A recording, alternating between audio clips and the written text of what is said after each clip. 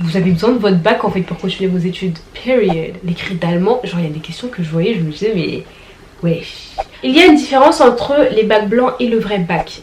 Gros blackout sur mon bac de danse. Salut tout le monde, j'espère que vous allez bien, Même si ça va pas, recevez ma joie, je vous ai vraiment plein de joie. Aujourd'hui, on se retrouve dans une nouvelle vidéo. Donc en fait, je vous avais demandé de me poser des questions sur Instagram spécial lycée. Du coup je vais répondre à une partie des questions ici. Aujourd'hui ça sera les questions spéciales bac. Si vous voulez voir tout ça, restez connectés. Lusika Flick.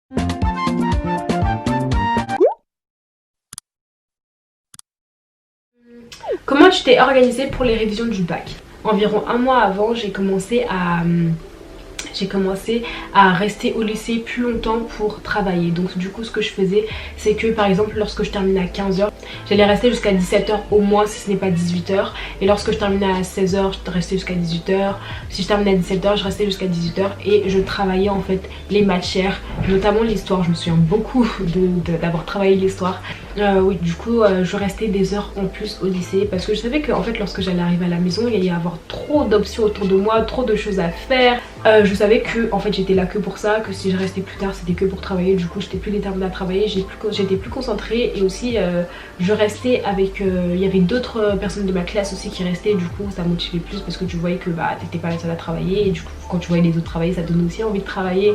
Donc du coup voilà, surtout vers quand plus le bac se rapprochait, plus les élèves restaient au CDI, travailler plus longtemps. Donc voilà, c'est surtout ça que j'ai fait. Une semaine avant le bac on avait plus cours et du coup on avait les journées complètement libres. Et du coup ce que je m'étais fait, c'est que je me faisais des blocs temps pour travailler des matières. Donc par exemple je me disais ok, ce matin je vais faire 4 heures d'histoire, l'après-midi je vais faire 4 heures d'une autre matière, le matin je fais 4 heures de ça et l'après-midi 4 heures d'une autre matière. Et aussi si j'ai un conseil à vous donner dans la répartition de votre temps, travaillez les matières qui nécessitent beaucoup de concentration le matin et celles qui en nécessitent moins, qui sont plutôt mécaniques en mode répétition d'exercices comme les maths, la physique, plutôt les faire l'après-midi. Comment se motiver à réviser pour le bac? Alors comment se motiver vraiment à réviser pour le bac?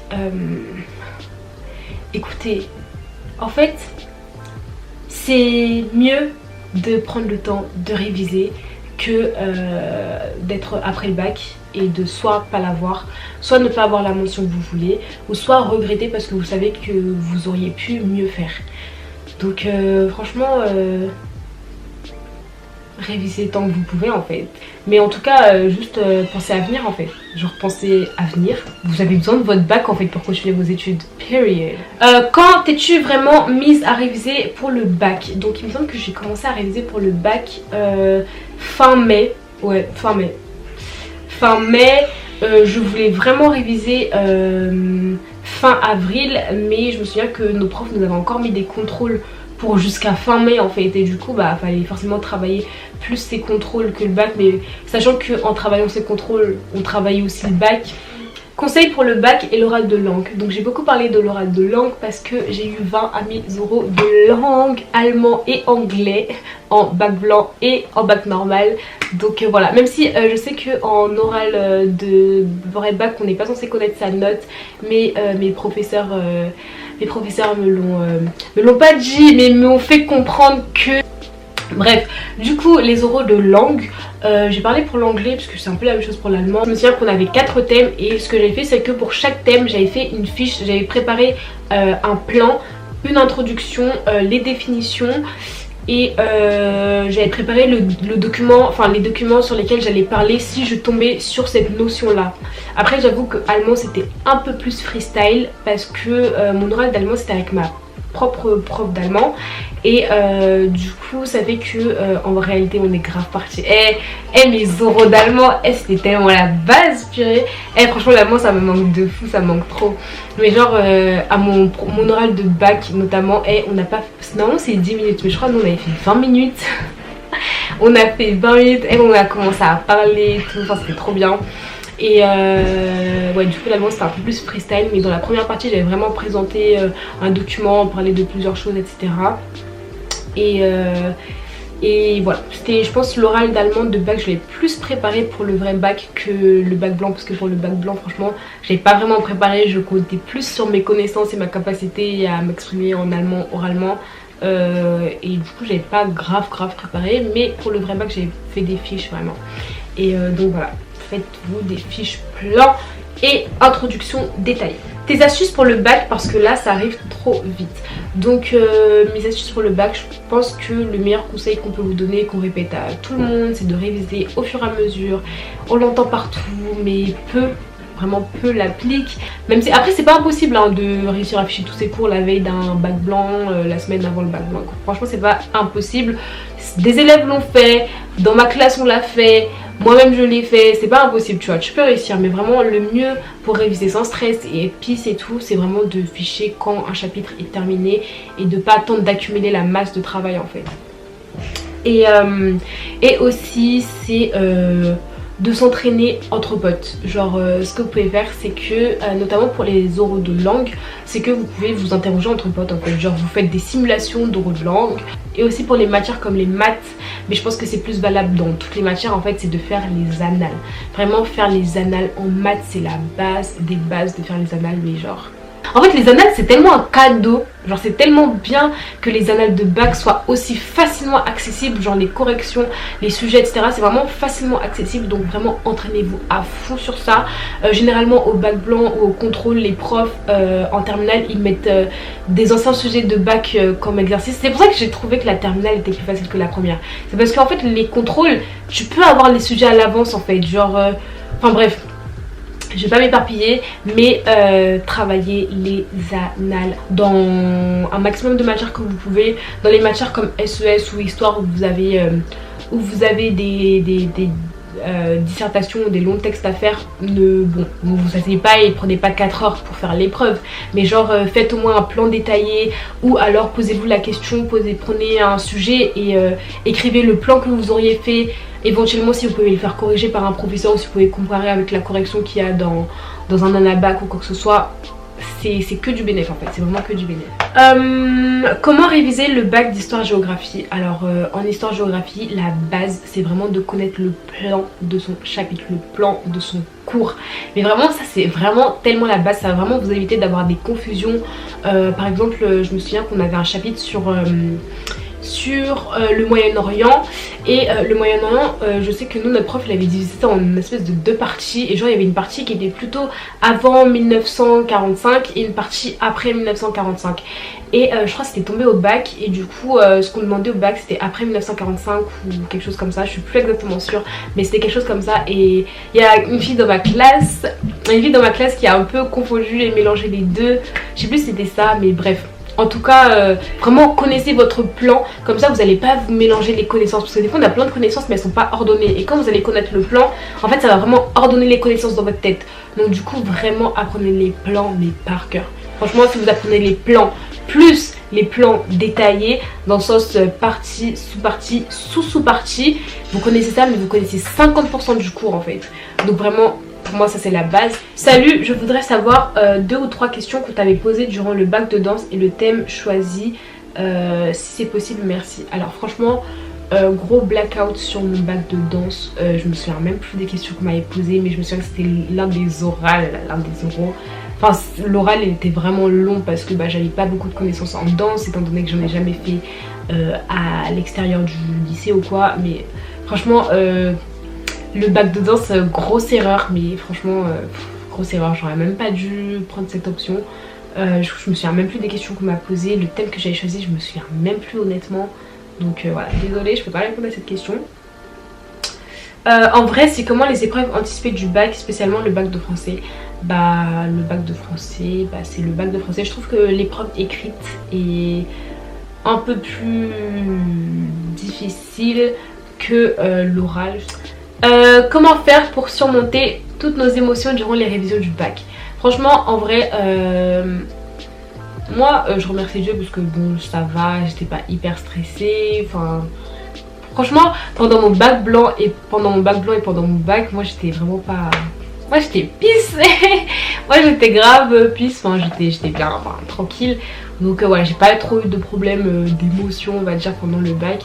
Mais je pense que le fait réviser à l'avance, bien anticiper, etc. Ça permet de réduire le stress parce que du coup t'es pas en mode running, rushing et tout, t'es pas dans le rush quand tu révises, et du coup t'es pas en mode oh mais comme j'ai pas révisé à l'avance, bah forcément je vais peut-être moins connaître mon cours, et si je connais moins mon cours j'ai peut-être moins de chances de réussir, et du coup après quand tu dis oh j'ai moins de chances de réussir mais si je réussis pas, et puis là anxiété, stress, tout ça. Donc je pense que réviser en avance c'est vraiment bien, s'y préparer du mieux que vous pouvez en tout cas.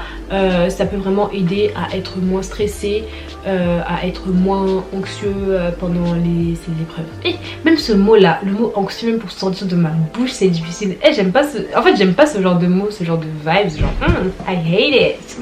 Walk in peace here. Ici on marche dans la paix. Tu vois, on est tranquille, on est resplendissant de joie, vous voyez, genre Il y a une différence entre les bacs blancs et le vrai bac. Alors franchement,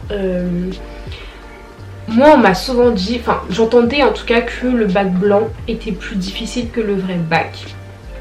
Franchement, est-ce que ça s'est avéré pour moi l'année dernière? Franchement je sais pas. Juste j'ai trouvé le bac... Oh mon dieu. À part les matières, les grosses matières, genre les matières fondamentales, principales, etc. Genre histoire, SES, maths, etc. Je trouve que par rapport au bac et au bac blanc, c'était pareil un peu, parce que en tous les cas les sujets qu'ils nous avaient donnés c'était des sujets qui étaient déjà tombés, donc voilà. Mais les bacs écrits de langue, mais c'est une grosse blague en fait. Surtout l'écrit d'allemand. L'écrit d'allemand, genre il y a des questions que je voyais, je me disais mais ouais. Genre il y a des moments où on n'avait même pas besoin de formuler la phrase. En fait je pense qu'ils savent tellement que le niveau d'allemand, des fois des élèves est tellement bas qu'ils peuvent pas nous demander de faire des vraies phrases. Parce que si on fait des vraies phrases, mais bref, non franchement il y a des questions que je voyais, je me suis dit mais waouh quand même. Bref. Et après pour l'anglais aussi j'ai trouvé ça plutôt simple, genre j'ai pas trouvé ça hyper compliqué par rapport au bac blanc. Par rapport au bac blanc, je trouve que le bac blanc était plus difficile. Après je sais que moi mon bac blanc d'allemand c'était ma prof qui l'a fait, donc je pense que c'est pour ça qu'il était plus difficile. Et après mon bac d'anglais, je trouvais que c'était moyen. Mais voilà, globalement, je trouve que les bacs de langue sont quand même plus simples, le vrai bac. Prochaine question, faut-il continuer à réviser pendant la semaine du bac? Mais bien sûr, pourquoi tu vas t'arrêter de réviser en fait? Genre, pour moi, il faut réviser jusqu'aux dernières minutes dans le bus, jusqu'aux dernières minutes devant la salle d'épreuve en fait. Il y a des profs qui disent que, ouais, faut pas réviser devant la salle, etc. J'en sais rien, vous vous stressez pour rien. Mais sincèrement moi des fois il y a des moments où genre pendant que je fais mon contrôle je me souviens des derniers trucs que j'ai lus, et genre les derniers trucs que j'ai lus des fois c'est des trucs qu'il y a dans le contrôle, donc désolée mais moi je suis de ceux qui révisent jusqu'à devant la porte de l'examen en fait. Mais tu vas voir, mais tu verras, vis encore, tu vas voir que tu auras nécessairement besoin de réviser la semaine du bac. Comment réviser la SES pour le bac par cœur? Ça fait beaucoup de notions à avaler. Oui effectivement ça fait beaucoup de notions à avaler, mais je vous promets que maintenant que je suis à la fac et que je regarde mes cours de SES, je me dis mais déjà premièrement comment ça se fait que pour 10 pages de cours on prenait 2 semaines pour les écrire? Déjà juste ça je suis en train de me demander, parce que à la fac en 2 heures de cours t'écris facilement 10 pages tapées à l'ordi en caractère 11-12, donc voilà. Et du coup quand je voyais mes cours de SES qui étaient en police, genre police 14, ou alors que j'écrivais à la main, je me disais mais en fait on allait hyper lentement en fait, ou je sais pas, bref. Je pense que c'est juste parce que c'était pas des cours magistraux et que les profs prenaient vraiment le temps de nous expliquer. Mais en vrai le programme, là quand t'es dedans, là quand t'es encore en terminale et tout, ça te paraît énorme, ça te paraît beaucoup et tout. Mais encore une fois, vis encore, tu verras que en vrai le programme de SES, c'est vrai qu'il est dense, je reconnais qu'il est dense, mais en études supérieures, notamment pour ma part, je parle du droit, franchement si j'avais une matière comme SES parmi les matières que j'ai en droit, mais comment je serais grave contente, parce que c'est vraiment pas beaucoup comparé à ce que je fais en ce moment. Donc voilà, moi je te parle avec cet œil un peu après. Et en vrai ça fait beaucoup de notions à avaler, mais c'est pas impossible, c'est tout à fait possible. Je pense qu'en fait les professeurs s'ils nous demandent de faire ça au niveau auquel nous sommes, c'est que nous en avons les capacités. Si t'es en terminale c'est pas pour rien, si tu passes le bac c'est pas pour rien. En vrai tu as les capacités pour le passer, tu as les capacités pour retenir toutes ces notions, donc bah travail. Et du coup pour répondre à la question comment apprendre par cœur, je pense qu'en SES ce qui est beaucoup important c'est de connaître les définitions. Les définitions c'est grave important.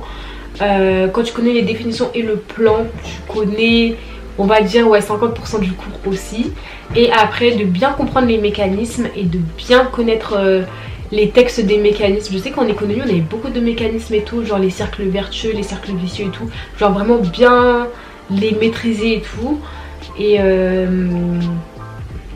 après bah apprendre par cœur, bah c'est pour apprendre par cœur simplement se répéter, relire plusieurs fois, relire à voix haute, pas juste dans sa tête, vraiment relire à voix haute plusieurs fois, se tester sur un cahier blanc, genre pour voir ce qu'on a retenu et tout, et comparer ce qu'on a retenu par rapport au cours, si vraiment on a retenu toutes les informations, il nous manque encore pas mal d'informations, voilà, s'évaluer soi-même et tout. Généralement quand un élève ne réussit pas, soit il lui a manqué la constance, soit il a manqué la méthode. Et quand tu as la méthode plus la constance, c'est là que tu réussis. Donc voilà, c'est tout pour les questions par rapport au baccalauréat. Je vous renvoie encore une fois vers mes vidéos sur le bac que j'ai déjà faites pendant que j'étais en terminale. Et ma vidéo sur la terminale. Et voilà, il y a aussi ma playlist school que vous pouvez retrouver sur ma chaîne YouTube, donc n'hésitez vraiment pas du tout à aller la voir. Et donc voilà, c'est tout pour moi. N'hésitez vraiment pas du tout à venir me suivre sur Instagram si vous voulez participer encore une fois aux prochaines FAQ ou quoi que ce soit. Et voilà, je vous envoie plein de good vibes, plein de joie, plein d'amour. Be blessed and bye.